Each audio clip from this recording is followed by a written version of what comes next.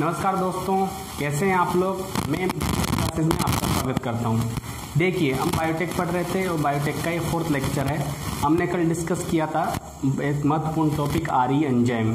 हम याद रखना आरडीएनए टेक्नोलॉजी के टूल्स पढ़ रहे थे। टूल्स में एंजाइम्स चल रहे थे। एंजाइम्स जो कि आरडीएनए टेक्नोलॉजी या बायोटेक्नोलॉजी में महत्वपूर्ण हैं और वो यूज होते हैं। उनमें हमने आरएनए जो विशेष प्रकार के आरएनए डीएनए को काटने वाले रेस्ट्रिक्शन एंडोन्यूक्लियस एंजाइम पढ़ लिए थे। ये आपको पता है, ठीक है। अब हम देखते हैं कि आरई एंजाइम जो कल पढ़ा रहा था मैं, उसमें क्या होता है। आरई एंजाइम के 3 टाइप होते हैं। 3 टाइप में से ये महत्वपूर्ण याद रखना कि तीनों टाइप 1, टाइप 2 और टाइप 3, इसमें से सबसे महत्वपूर्ण एंजाइम कौन सा है, टाइप 2। याद रखना, ये याद रखना 1, 2 और 3 में सेकेंड टाइप का आरई एंजाइम सबसे महत्वपूर्ण एंजाइम होता है, ठीक है। चलो, अब आरई एंजाइम, ये भी क्वेश्चन बनता है, आरई एंजाइम डिस्कवर्ड किसने किया। सबसे पहले स्मिथ नामक वैज्ञानिक ने सबसे पहले आरई एंजाइम यानी रेस्ट्रिक्शन एंडोन्यूक्लियस एंजाइम को डिस्कवर किया, स्मिथ ने, याद रखना। और पहला एंजाइम जो डिस्कवर्ड हुआ था, और कहां से होते हैं ये आरई एंजाइम, कहां से प्राप्त हुए हैं, बैक्टीरियल सेल से यानी बैक्टीरिया से प्राप्त होते हैं। सबसे पहला एंजाइम है hind second, HIND, hind second. और एक किससे प्राप्त किया, हीमोफिलस इन्फ्लुएंजी, ठीक है। इन्फ्लुएंजा एक बैक्टीरिया है, तो उस ग्रुप में एक है हीमोफिलस इन्फ्लुएंजी बैक्टीरिया, उससे प्राप्त किया है। और इसी का नाम इसी के बेस पे रखा गया है हिंड सेकेंड, ठीक है। यहाँ तक तो सबसे पहला एंजाइम आरई एंजाइम कौन सा खोजा गया है, हिंद सेकेंड, HIND सेकेंड। अब ये नाम कैसे दिया, ये भी तो है, तो इसको आगे बताएंगे हम। इससे पहले ये देख लेते हैं कि आरई एंजाइम बायोटेक्नोलॉजी या जेनेटिक इंजीनियरिंग में एक बहुत ही क्रिटिकल खोज थी, जो कि बहुत ही आगे चलकर आरई एंजाइम बहुत फेमस हुए हैं। और इतनी महत्वपूर्ण खोज थी कि 3 साइंटिस्ट हैं, स्मिथ, नाथान्स और आर्बर। इन तीनों साइंटिस्ट को नोबेल प्राइज दिया गया है आरई एंजाइम की खोज करने पर।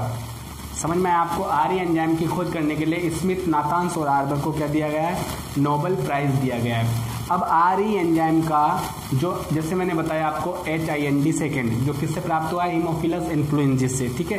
तो इसका नाम रखा है हिंड सेकेंड। अब ये नाम कैसे रखा गया है, नाम देने के क्या तरीके हैं, नामकरण करने के क्या तरीके हैं और किस तरीके को यूज करते हैं। देखो, बैक्टीरिया के नामकरण अलग तरीके से होते हैं, वायरस के नामकरण अलग तरीके से होते हैं, एनिमल्स या प्लांट के जो क्लासिफिकेशन होते हैं, नोमेनकल्चर, उसका अलग है, ठीक है। लेकिन ये वाले आरई एंजाइम का नाम क्या रहेगा, ये किस पे नाम करने के तरीके अलग अलग है। और ये तरीका जो कि आरई एंजाइम को नाम देता है वो मैं बताता हूँ आपको। देखिए, नोमेनक्लेचर ऑफ आरई एंजाइम, आरई यानी रेस्ट्रिक्शन एंडोन्यूक्लियस, जो कि महत्वपूर्ण एंजाइम है, उसका नामकरण कैसे करते हैं। हालांकि टॉपिक इतना महत्वपूर्ण नहीं, लेकिन क्वेश्चन कहीं से भी आ सकते हैं, क्योंकि बायोटेक में से कम 10-15 क्वेश्चन के बीच में से एजीएम में पूछे जाएंगे। तो सबसे महत्वपूर्ण टॉपिकों को हम डिटेल में पढ़ते हैं, जितने भी महत्वपूर्ण टॉपिक है उनको डिटेल में पढ़ते हैं, जो कम महत्वपूर्ण है उनको शॉर्ट में देख लेंगे। लेकिन ये महत्वपूर्ण टॉपिक है, इसलिए इसकी कोई भी चीज छोड़ नहीं सकते हैं। IBPS पेपर बना रहा है, किसी भी लेवल का जा सकता है, और एक भी क्वेश्चन आपको सिलेक्शन से दूर कर सकता है और सिलेक्शन के नजदीक ला सकता है। जब यूनिक पढ़ोगे तो यूनिक नंबर आएंगे, आप यूनिक बनोगे तो सिलेक्शन यूनिक का ही होता है, ठीक है। इसलिए मैं आपको यूनिक बनाना चाहता हूं। और नोमेनक्लेचर इसका भी देख लेते हैं, आरई एंजाइम का लगे यार। देखो, आरई एंजाइम में सबसे महत्वपूर्ण बात है 3 या 4 लेटर का नाम होता है। जैसे कि ये यहाँ पे 1, 2, 3, 4 लेटर है यहाँ पे, और ये रोमन संख्या लास्ट में क्या होती है, कोई सी भी रोमन नंबर होते हैं, ठीक है। तो 3 या 4 लेटर का क्या होता है, रोमन में लिखा जाता है। रोमन जो कि इंग्लिश की जो लिपि है उसमें लिखा जाएगा 3 या 4 लेटर में नाम। हिंदी, फ्रेंच, जापानी, इटालियन किसी में नहीं, इंग्लिश के रोमन पद्धति से लिखा जाएगा। और 3 या 4 लेटर का नाम होता है, जैसे यहाँ पर 4 लेटर का नाम है। और इसके अलावा क्या होता है, इसका फर्स्ट लेटर जो होता है वो किसका होता है, जीनस ऑफ बैक्टीरिया, जिस बैक्टीरिया से, तुम्हें पता है आरई एंजाइम केवल बैक्टीरिया से प्राप्त करते हैं, और जिस बैक्टीरिया से प्राप्त किया है उस बैक्टीरिया का जीनस यानी वंश कौन सा है, जीनस यानी वंश कौन सा है। तो पहला लेटर किसके लिए, पहला लेटर समर्पित है किसके लिए, जीनस के नाम का रहेगा। दूसरा और तीसरा लेटर बैक्टीरिया की स्पीसीज को डिनोट करता है, बैक्टीरिया कौन सी जाति का है, वंश में क्या आती है, जाति या स्पीसीज, तो बैक्टीरिया कौन सी स्पीसीज का है, दूसरा और तीसरा लेटर बताएगा। चौथा लेटर जो होगा वो बैक्टीरिया की स्ट्रेन को बताएगा। मतलब उस स्पीसीज में कौन सा स्ट्रेन या विभेद प्रभेद है, वो बैक्टीरियल स्ट्रेन के लिए। और लास्ट में रोमन नंबर देखेंगे, जैसे यहाँ पे सेकंड दिखा है वैसे लास्ट में रोमन नंबर होते हैं, वो किसको बता देते हैं, आइसोलेशन नंबर से, कि इस जीनस के इस बैक्टीरिया से, ठीक है, इस जीनस के इस स्पीसीज के इस स्ट्रेन के बैक्टीरिया से हमने 1000 प्रयोग किए, उसमें से दूसरे प्रयोग में ये सफलतापूर्वक आइसोलेट कर लिया गया है, तो हम सेकंड लिख देंगे। आइसोलेशन नंबर कौन सी कितनी बार प्रयोग किया जब उससे आइसोलेट कर पाया, उसका नंबर रहता है। जैसे एक महत्वपूर्ण एंजाइम का उदाहरण लेते हुए मैं आपको बताता हूँ, जो कि तुमने सुना भी होगा, इकोआर फर्स्ट, जो बहुत इंपॉर्टेंट एंजाइम है, इकोआर फर्स्ट। अब इकोआर फर्स्ट का नाम अब यहाँ समझ में नहीं आ रहा है कि ये किससे लिया गया है, कौन सी स्ट्रेन है, तो याद रखना इकोआर फर्स्ट का नामकरण जैसे हमने देखा है कि पहला 3-4 लेटर का होता है, वो तो हम देख लेंगे, लेकिन फर्स्ट लेटर किसका, जीनस का। तो इकोआर है तो फर्स्ट लेटर किसका रहेगा, जीनस का। तो जीनस कौन सा हो गया इसका, एस्चेरेरिया, एस्चेरेरिया। और सेकंड और थर्ड लेटर किसका रहता है, स्पीसीज का। तो इसकी स्पीसीज क्या है, कोलाई। तो ये पूरे बैक्टीरिया का नाम हो गया, क्योंकि नाम किससे बना होता है आपको पता है, जीनस और स्पीसीज से ही बाइनोमियल जो सिस्टम होता है उसमें जीनस और स्पीसीज का ही नाम होता है। तो जीनस और स्पीसीज का आ गया, फर्स्ट लेटर जीनस का, सेकंड और थर्ड लेटर स्पीसीज का। तो फर्स्ट लेटर ई है तो ई से क्या बन गया, एस्चेरेरिया। तो एस्चेरेरिया क्या है, एक जीनस है। और कोलाई, कोलाई में से हमें 2 लेटर लेने हैं, सेकंड और थर्ड, कोलाई एक स्पीसीज है तो एक कोलाई। तो एस्चेरेरिया कोलाई, कोलाई इसलिए बोलते हैं क्योंकि कोलन में पाया जाता है, आंत में पाया जाता है। तो एस्चेरेरिया कोलाई। अब ये आर कहाँ से लिया, ये स्ट्रेन का आएगा, क्योंकि हमें पता है फोर्थ लेटर किसका होता है, बैक्टीरिया की स्ट्रेन। तो वो एस्चेरिया कोलाई की कौन सी स्ट्रेन थी, RY ये वाली स्ट्रेन है। तो हमें किस एक लेना है केवल, तो हमने क्या ले लिया, R, ठीक है। तो RYB का क्या ले लिया, R। तो इको R। और फर्स्ट किसका आता है, आइसोलेशन।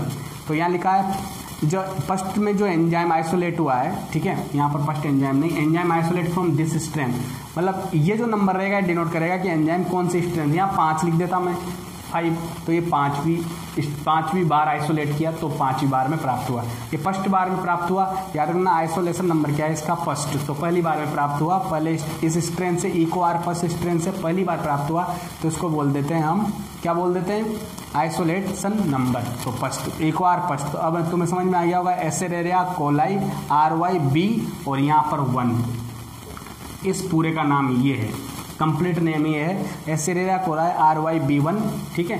तो इसको शॉर्ट में कैसे लिखते हैं, क्योंकि नियम तो हमें किस आधार पे देने होंगे, RE एंजाइम के जो नोमेनकल्चर के नियम है वो इस आधार पे हमें तय करने पड़ेंगे। और इसी आधार पे देखो, एस्चेरेरिया जीनस हो गया, कोलाई स्पीसीज हो गई, RYB स्ट्रेन हो गया, और जो फर्स्ट है वो क्या हो गया, स्ट्रेन आइसोलेशन नंबर हो गया। अब ठीक है, अब ई कोलाई एंजाइम सबसे महत्वपूर्ण एंजाइम है, जो कि प्लाज्मिड को या किसी को भी काटने में काम आता है, ठीक है। अब ई कोलाई कैसे किसी को DNA को काटता है, तो कल मैंने पैलिंड्रोमिक साइट थोड़ी गलत लिख दी थी, उसको सुधार कर लेना आप, ठीक है। कल मैं पैलिंड्रोम गलत हो गया था बाय मिस्टेक, सॉरी उसके लिए। लेकिन याद रखना, अब देखो ये जो साइट बता रहा हूँ ये पैलिंड्रोमिक साइट है। इसमें क्या बोला, पैलिंड्रोमिक साइट। कैसे, देखो DNA की एक स्ट्रैंड ए वाली है जो कहाँ से चलेगी, 5 डेज से 3 डेज, और दूसरी स्ट्रैंड कहाँ से चलेगी, 3 डेज से 5 डेज। 2 स्ट्रैंड से DNA बना होता है। ये बीच में क्या है, इसके हाइड्रोजन बॉन्ड है, ठीक है, बीच में हाइड्रोजन बॉन्ड है। ये आपस में फॉस्फोडाइएस्टर बॉन्ड से बना हुआ है पूरा DNA क्या होता है, पॉलीन्यूक्लियोटाइड चेन, ठीक है। और ये GAATTC क्या है, ये ग्वानिन, एडेनिन, थायमिन, साइटोसिन। तो देखो हमेशा जुड़ते कैसे हैं, A के साथ, हमेशा एडेनिन के साथ DNA में कौन जुड़ता है, T, और G के साथ हमेशा कौन जुड़ता है, C। तो शॉर्ट फॉर्म याद करना था, आया था चला गया, आया था चला गया। कहीं पूछे कि थायमिन के साथ कौन जुड़ेगा, तो हमेशा A जुड़ेगा, और किस बॉन्ड से, डबल हाइड्रोजन बॉन्ड से, द्विबंध से जुड़ेगा। और G और C, ग्वानिन और साइटोसिन की कौन से बॉन्ड से जुड़ेंगे, वो भी हाइड्रोजन बॉन्ड से जुड़ेंगे, लेकिन वो ट्रिपल रहेंगे। तो G के साथ C के साथ G हमेशा जुड़ता है। अगर एक DNA की एक लड़ में C आ गया तो दूसरी जगह क्या आएगा, G आएगा। अगर यहाँ आ गया तो यहाँ T आएगा, यहाँ T आ गया तो फिर यहाँ आएगा, जुड़ेगा इसी क्रम में, ATGC, आया था चला गया, CG, ठीक है, आया था चला गया, ऐसे जुड़ जाएगा। ये ट्रिक याद करने के लिए बता रहा हूँ मैं, याद रखना। तो ये एक स्पेशल DNA की साइट है, जहां पर जब पूरे DNA में कहीं भी अनुक्रम ऐसा आ जाए GAATTC, तो इसका कॉम्प्लीमेंट्री बनाना पड़ेगा। तो सेम बनेगा GAATTC, उल्टा सीधा एक समान, ठीक है। इसको क्या बोलते हैं, पैलिंड्रोमिक साइट, ये पैलिंड्रोमिक साइट है। अब इकोआर पस्ट की विशेषता मैं बताता हूं आपको। इकोआर पस्ट ये तो एंडोन्यूक्लियज है, रेस्ट्रिक्शन एंडोन्यूक्लियज है, तो रेस्ट्रिक्शन एंडोन्यूक्लियज में एंडोन्यूक्लियज है तो बीच में से काटेगा, और रेस्ट्रिक्शन लगा हुआ है, रेस्ट्रिक्शन एंडोन्यूक्लियज है तो ये क्या काटेगा, पैलिंड्रोमिक साइट से काटेगा। ठीक है, ये इसकी रेस्ट्रिक्शन साइट हो गई। लेकिन इसकी एक और विशेषता है, ये तिरछा काटता है। क्या काटता है, तिरछा काटता है। एक कट कैसा लगाता है, तिरछा कट लगाता है। ठीक है, तो देखो यहां से काटना बीच में से चाहिए तो ऐसे काट दो, लेकिन ऐसे नहीं काट के ये जी के यहां से, ग्वानिन के यहां से काटता हुआ ऐसे काटता हुआ जी के यहां से काटेगा। ठीक है, तो ऐसे जो एंड बनेंगे कटने के बाद कैसा होगा, जब देखो किसी को भी तिरछा काटोगे ऐसे ऐसे काटोगे, ठीक है, तो एंड कैसे बनेंगे, ऐसे बनेंगे। ठीक है, ये छोटा वाला, ये बड़ा वाला पार्ट, ये बड़ा वाला पार्ट, ये छोटा वाला पार्ट, तो एंड ऐसे बनेंगे, ऐसे एंड बनेंगे। देखो यहाँ पे तो ए एंड जो बनते हैं इनको बोलते हैं चिकने या स्टिकी एंड। क्या बोलते हैं, स्टिकी एंड, क्योंकि ये जुड़ने में तुरंत जुड़ जाते हैं। याद रखना, स्टिकी एंड क्या होते हैं, चिपकने में आसान होते हैं। जब किसी चीज को काटते हैं और वहां पे कोई दूसरी चीज जोड़ते हैं तो वो क्या होता है, चिपकने में आसान होता है। ये मैकेनिज्म है, ये अभी बाद में समझ में आएगी, भी नहीं आएगी, लेकिन हमेशा ये याद रखना कि इकोआर फर्स्ट पैलिंड्रोमिक साइड पे काटेगा, और वो काटेगा तो तिरछा काटेगा, ऑब्लिक कट लगाएगा, इसको क्या बोलेंगे, स्टिक एंड। हालांकि रेस्ट्रिक्शन एंडोन्यूक्लियज ही है और इकोआर फर्स्ट भी आरी एंजाइम ही है, लेकिन इसका विशेषता ये तिरछा काटता है। ठीक है, इसी प्रकार एक एंजाइम और है अपने पास, SMA फर्स्ट, SMA फर्स्ट है। ठीक है, ये कैसे काटता है, ये सीधा काटता है ऐसे, ये भी पैलिंड्रोमिक साइट है, जैसे CCCGGG, तो यहाँ भी CCCGGG, क्योंकि G के साथ C के साथ G हमेशा जुड़ता है। यहाँ पे कोई भी A नहीं है, कोई भी T नहीं आएगा। अगर T होता तो A आता, A होता तो T आता, लेकिन यहाँ GG और CC का ही क्रम है तो GG और C से ही जुड़ेगा। तो CCCGGG, इधर भी CCCGGG, तो ये क्या हो गया, पैलिंड्रोमिक साइट हो गया। Cytosine cytosine cytosine, guanine guanine guanine, तो ग्वानिन से साइटोसिन जुड़ता है, ग्वानिन से साइटोसिन जुड़ता है सेकंड वाली में, तो ये भी साइटोसिन साइटोसिन साइटोसिन, तो इधर से जाओ तो एक समान क्रम, इधर से जाओ तो एक समान क्रम, इसको बोलते हैं पैलिंड्रोमिक। लेकिन SMA फर्स्ट एनसीईआरटी का एग्जाम्पल है, SMA फर्स्ट जो कि अपना रेस्ट्रिक्शन एंडोन्यूक्लियज है, ये कैसे काटता है, बिल्कुल तिरछा काटता है। अगर कोई ऐसा है तो ये ऐसे काटेगा, बीच में से ऐसे काट देगा। तो इसके जो एंड होते हैं इनको बोलते हैं ब्लंट एंड या खुरदरे एंड। एक कट कैसा लगाता है, स्ट्रेट कट, इसलिए इसमें क्या बनता है, ब्लंट एंड बनता है। आशा करता हूं कि यहां तक आपको समझ में आया होगा। अब आगे इसको रब करके मैं इसको साफ करता हूं, फिर कुछ लिखता हूं। इससे पहले आप एक बार इसको गौर से देख लीजिए। ठीक है,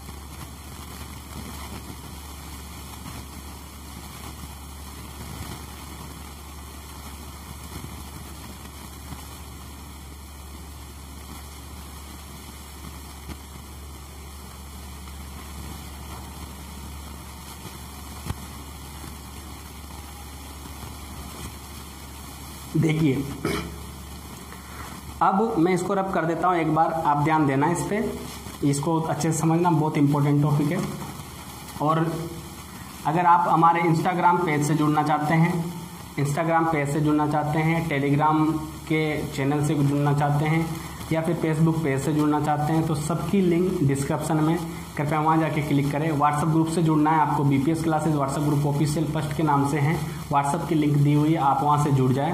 उस ग्रुप में जब भी क्लास होती है पोस्ट कर देते हैं, कुछ इंपॉर्टेंट चीज़ मिलती है FCI के बारे में, उसको भी हम पोस्ट कर देते हैं। ठीक है, तो आप व्हाट्सएप से, टेलीग्राम से, इंस्टा से, फेसबुक से, पर्सनली कैसे भी जुड़ना चाहिए आप मुझसे जुड़ सकते हैं, डिस्क्रिप्शन में देना।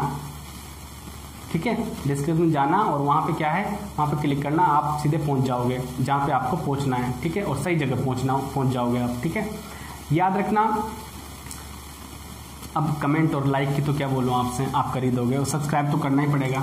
अच्छा लगेगा तो करना, नहीं तो कोई दिक्कत नहीं है।